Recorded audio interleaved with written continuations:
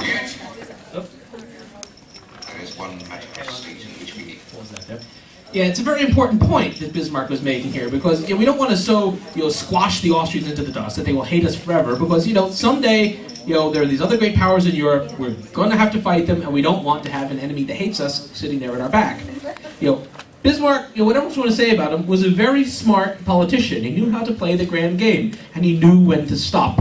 This is a very, very important thing for a good military and political leader. Napoleon didn't know when to stop, Hitler didn't know when to stop, and they're quite dead. When Bismarck retired, he had turned a bunch of dinky little countries into the world's greatest military and economic power, and he retired at the top of his game. And Mr. This is disgusting, Helmuth von Moltke is the most successful general in modern history.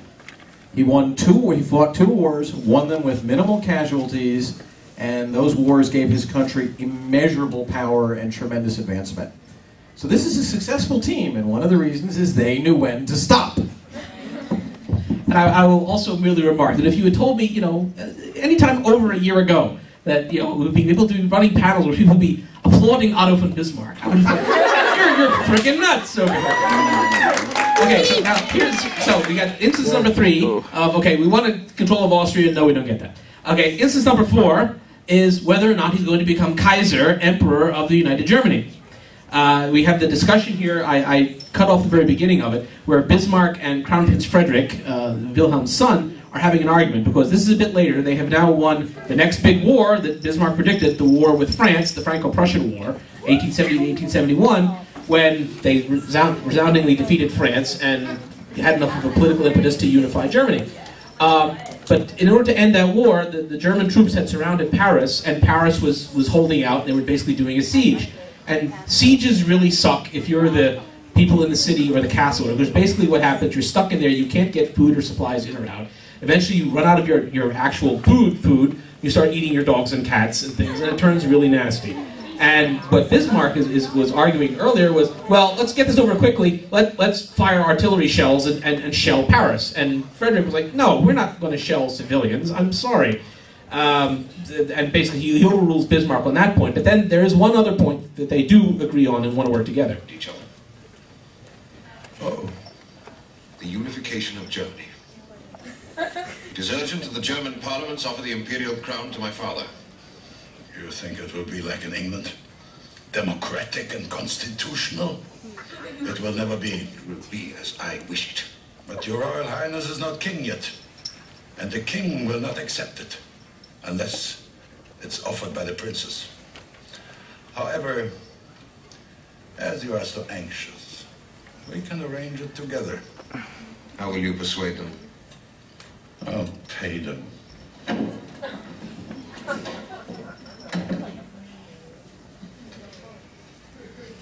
I will not be German Emperor.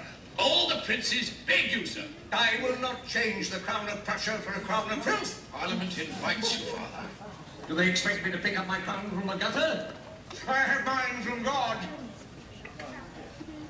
I'm an old man. You won't take advantage of me.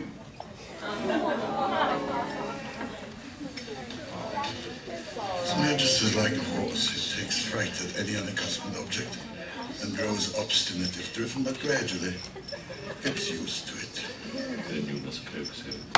There's no need. The Crown Prince will do it. He has Emperor madness. As if it mattered who reigns. I will govern Germany. So, a number of points. First off, to get back to the original question, remember what Bismarck just said there. His Majesty, he's like a horse. He'll get frightened, but eventually he gets used to it. Now think of these 4 instances. 1, I don't want to have Otto von Bismarck as my minister because he's too violent. You got Bismarck. 2, I want to have a crown council to, balance Bismarck out. No, you didn't get that. 3, I want to conquer all of Austria. No, we're not doing that. 4, I don't want to be emperor of all of Germany because, the crown of Prussia, I was born to that. That's given to me by God.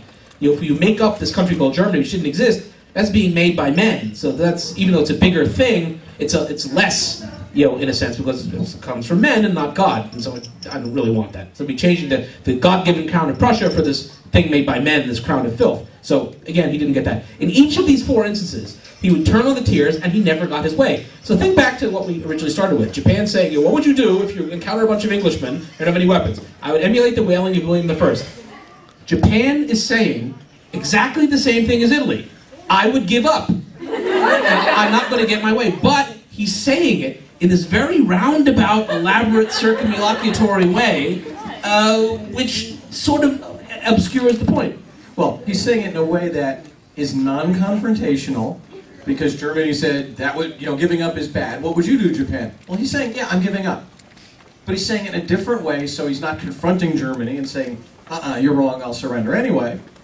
And he's saying it in a way where, yeah, I'll imitate your ancestor. I'll imitate your first king. So if Germany calls him on it, then Germany's insulting his own first king. That's like us insulting George Washington. This is very circumambitious. This is extremely Japanese.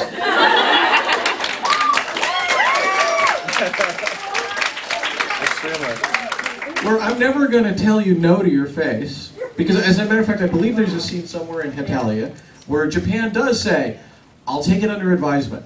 I'm considering all the options. I'll deeply look into it. By all of these, I mean no. I used to be a consultant in the anime industry, and I dealt as a bridge between American and Japanese corporations through most of the 1980s, and some of the 90s.